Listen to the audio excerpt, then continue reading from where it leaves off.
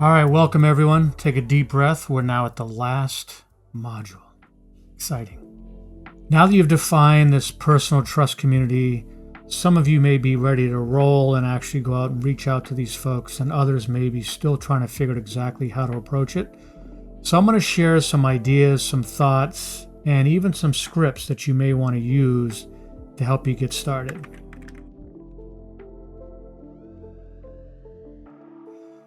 Step one is this idea of clarifying your story.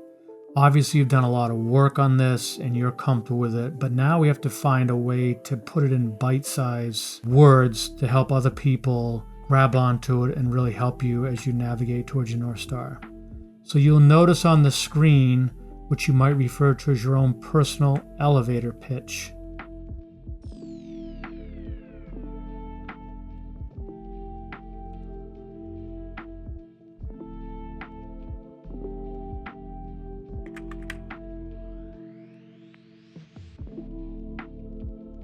Step two is reaching out to that first trustee. Who is that, you might ask? It's the person you feel the most comfortable with, the person you have the highest trust in, and also the person you have the most excitement about sharing your story and your North Star. There's no asks at this point in time. It's just someone you want to share the journey you're going to be taking.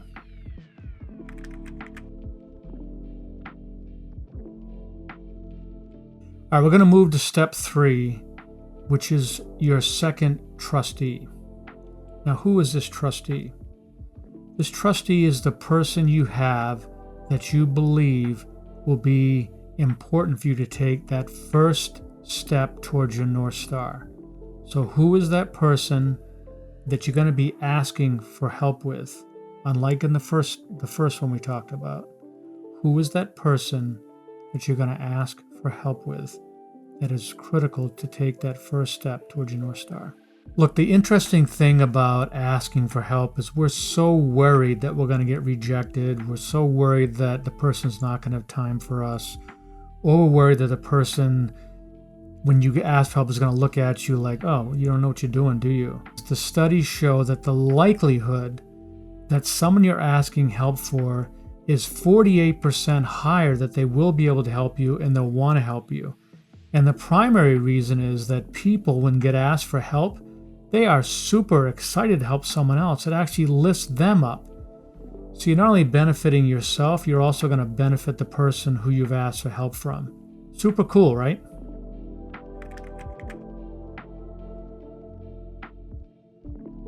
So one of the interesting parts about this, and that's why it's so nuanced and unique, everybody has their own way to go at this. Someone I was mentoring had decided their North Star.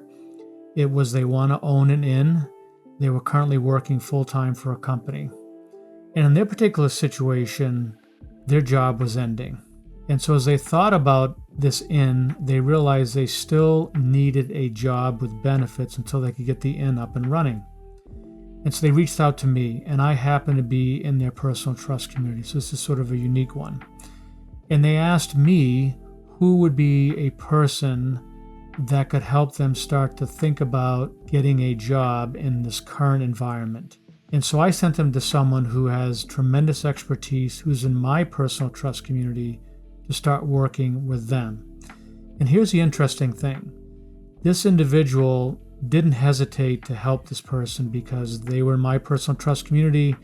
They said, there's no way Mike is going to send me someone who isn't high performing, who's going to take action, and I want to help. When the conversation took place, and there were several of them, the person who was looking to get this job and want to build their career as they were getting this inn off the ground called me and said, Mike, it's amazing to me how easily the conversation went when this person said, oh, you're in Mike's personal trust community.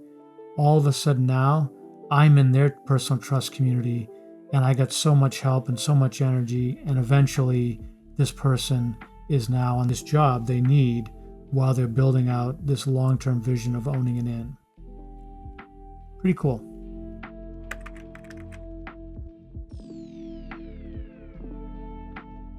Now, step 4 is where we're going to start to reach out to trustee number 3 and beyond. I've observed working with people is that sometimes they don't have anybody beyond 1 or 2 people in their life that they feel comfortable reaching out to, and that's okay. What I want you to think about is, who are those people that you either know in your life or would like to know in your life, and start to work on how you could build a relationship with them. Now, I'm going to give you some prompts up here, some ways to approach these conversations. In a second here, you'll see it up on the screen. But I want you to really think about, who are those people that I do have in my life, I have some relationship to, I have some ability to connect with them, and I want to start that process now, because as I move towards my North Star, I believe these are people that are going to help me. So again, step back, take a deep breath. It's okay if you don't actually have anybody beyond 1 or 2 people right now. But I do want you to look at that personal trust community that you built earlier, and take a look at some people that are on there. And maybe they're not on there, but I want you now to start thinking about who they would be and say, okay, how would I start to reach out to them, share my story, so that down the road, when I do have an opportunity and do need them to help me, they're going to be there for me. And I'm going to give you the prompts and some ways to have these conversations so you'll be more comfortable, and I guarantee these people are going to want to help you. As you prepare for this initial conversation with the person in your personal trust community, it's very helpful to say, I need help. Do you have 10 minutes for me, or 5 minutes? It just gives people a chance to prepare themselves on their end. And also, if the person happens to be very busy at that time, they can set up another time for you to have the conversation. Yeah, I use this all the time. And I find that when you say to someone, they pick up the phone, or if you're in person, hey, I could use some help, I immediately see people's body language change. They get themselves focused. They could be distracted when you're asking them. So I think I've experienced a lot of this idea of people being very focused and attention when you start the conversation by saying, I need help. The ultimate goal is that you're both fully focused on what you want to talk about. So the prompting, I need help, do you have 10 minutes, is a great way to just clarify that that person is available and can be intentionally listening to you. Just a couple thoughts. I'm going to start with a couple prompts, maybe call them conversation starters, and I'd like you to look at them.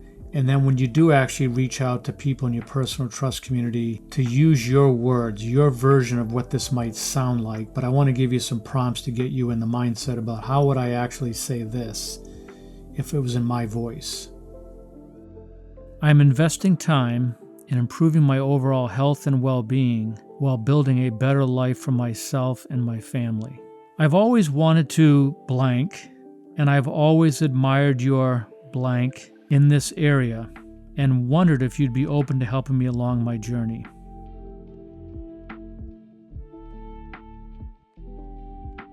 When it comes to someone that's in a professional side of your life, I would highly suggest that you think about that person. Determine, when was there a time that you noticed them in a meeting, or in a conversation you had, or in a speech they gave, or some event where they said something that you connected to and you thought, boy, would I love to have them in my personal community, or that, boy, I really respect them for what they said. And when you reach out to them and you're asking for help, reference that. That is a great way for them to feel good about themselves, have some excitement about wanting to talk to you. So that's a great way, I would suggest, to open the conversation. I need help. I really appreciated when you X, Y, or Z. Blank, I am reaching out for some help. A few weeks ago, I was in a meeting where you talked about X and Y, and I'd love to learn more about that and the work you do. Would you be open to having a 30-minute conversation over some coffee to discuss more?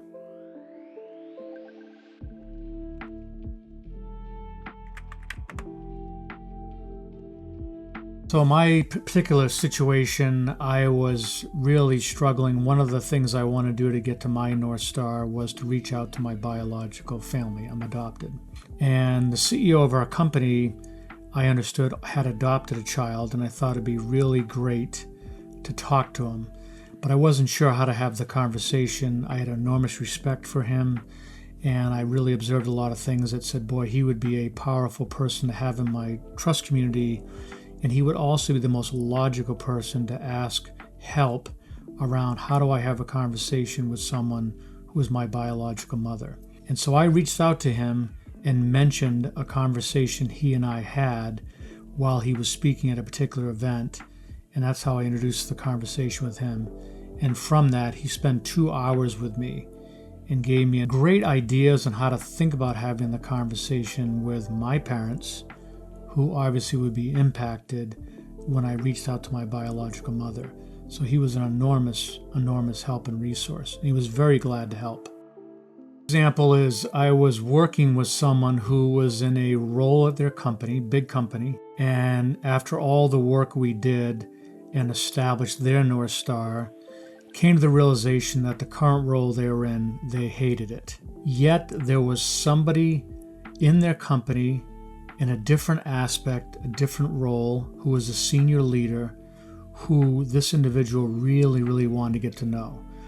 Ultimately, that particular part of the company was where he wanted to be, but he had no relationship with that particular senior leader. At the same time, he had seen him in meetings, he had observed him in situations and thought, boy, would I love to have him in my community.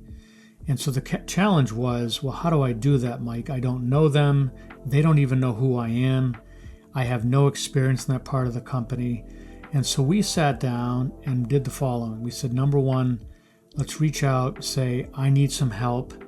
I observed you in a situation, it was sales operations, and this individual thought, boy, would I love to be in that aspect of the company. I love what they're doing over there. And he wrote down just 1-2 sentences of why he admired that individual in a particular situation that he saw him behave and what he loved about it, and asked him if he had 10 to 15 minutes to meet with him. Here's the cool part of the story.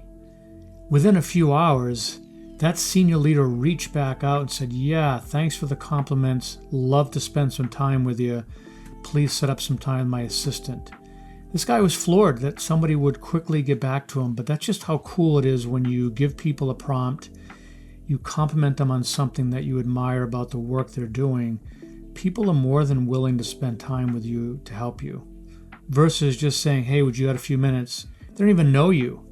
In this case, they don't know you, but the way you reached out, the way you handled it allowed them to feel like, wow, this person obviously is very interested in talking to me. I'd love to do it. So he ended up having this conversation, and what he found out was this senior leader admired him for the work he was doing and said, what if we found a role for you to help learning more about the sales operations area to help you be more comfortable and confident in the space? I'd love to find a way to go do that. And ultimately, they had to find a way to get in there. Here's another story that gives you some insights to think about your own personal situation. There was someone I'd been working with, very involved in the nonprofit space. And when they built out their North Star, their ultimate goal was to be CEO of a Fortune 500 company. And there was someone who they wanted in their personal trust community, someone who they were familiar with because that individual CEO had been donating to their nonprofit. But they didn't feel like there was any way they were ever going to be able to have a relationship with them. So what we did is we sat down and said, let's talk about what is it about that person that you admire? What is they have done that you really appreciate about them? We got that sorted out, and we immediately she wrote an email and said, to the individual, I could use some help. I've always admired, and she wrote down what it is that she admired about her, and then put it in writing. Within a very short period of time, that CEO was familiar with that individual, obviously was very familiar with the charity. It's a very high-profile charity, and was super excited to help her. And ultimately what happened was there was openings in this company that existed in spaces that this individual thought, I'm not qualified for those because I'm going to be going from a nonprofit experience to a profit world. But this CEO took the time, the energy, and the effort to reach out to her leader in that space and introduced her to that leader, and ultimately that person decided to go interview for that job. Her courage and confidence came from the fact that within her personal trust community was someone that she aspired to have in there, that she had the courage to reach out to, and then she trusted that CEO, she's in her community now, to say, go for that interview, go for the job, I believe in you. So sometimes you just never know. There are people that are out there in the world that you don't know yet, but once they're familiar with your story and familiar with you, they will suddenly be an incredible resource for you, and quite frankly could provide some inspiration and accountability from afar, and maybe even become a good friend of yours and part of your personal trust community also. You never know. But once you've declared where you're going in life, I guarantee there'll be people showing up for you in all cases, in all situations. You just got to be open to it. Okay, we've reached the end of this module and the workbook itself. One of the things I'd like to do is just have a moment of reflection. When you talk to business leaders or whenever there's research done on this, whether it's a Forbes magazine research or someone else, and they ask CEOs and other business leaders, what's the number one thing you would highly recommend to up-and-coming leaders in their career? And the answer is number one, reflection time. We don't spend enough time reflecting, and it is by far the number one thing I would highly suggest you spend time on. But people don't, and that's why they have so many regrets. It's why the regrets are always the same when people are on their deathbed. You can read those stories, they haven't changed in 100 years. And so spending time on reflection is something I would ask you to really, really do, and give yourself space and grace when you do it. Super important. Reflection on yourself. Am I achieving my personal professional goals? Yes or no? If not, why? Same thing with my family. How am I doing as a father, as a wife, as a husband, so on and so on. In my community, at my company, with my employees. So reflection time is by far one of the most important things we all could be doing, and spend more time on that. So I want you to reflect a little bit. You've done an enormous amount of work, a lot of great work, and you should give yourself some space and grace, because it was not easy to do. Quite frankly, most people don't want to do the work. They just don't. They don't have the discipline to do it.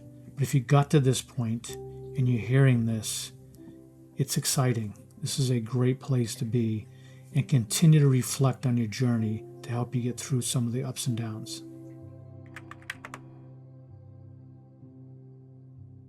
The second thing beyond reflection that I would really want to speak about is this idea of commitment. It's one thing, and I see this interesting all the time with people. They have an interest in getting to the North Star. They have these dreams. In fact, I could ask anybody anywhere and ask them if they have dreams, and they'll laugh, they'll joke and say yes, and they can spit them out. But the lack of commitment is what makes a difference. There are going to be people that are going to be distracting and dissuading you from your efforts to get to your North Star. It's going to happen. The cool thing is, when you have this trampoline, this personal trust community of people, that's who you lean into. So if you're having any self-doubts, use your trust community. Find those people when you're having those difficult days, when people are trying to pull you down. Call them, talk to them, let them help you navigate this. Don't ever lose your North Star. Keep moving towards it. It's your dream. It's where you want to go. Don't let others pull you down. That's why you did all the work in the first place. You have these expectations, you have these desires, you're super excited about this stuff. But for too long, you've allowed other people to define what your dreams are. Or you tried to live through their dreams. No longer. So commitment is the second thing beyond reflection that I would have you really spend some time on, Because if not, I guarantee you're going to fall off the horse. I mean, there are people who told me, Mike, you're going to fall off 99 out of 100 times. It's okay. The key is you're making progress.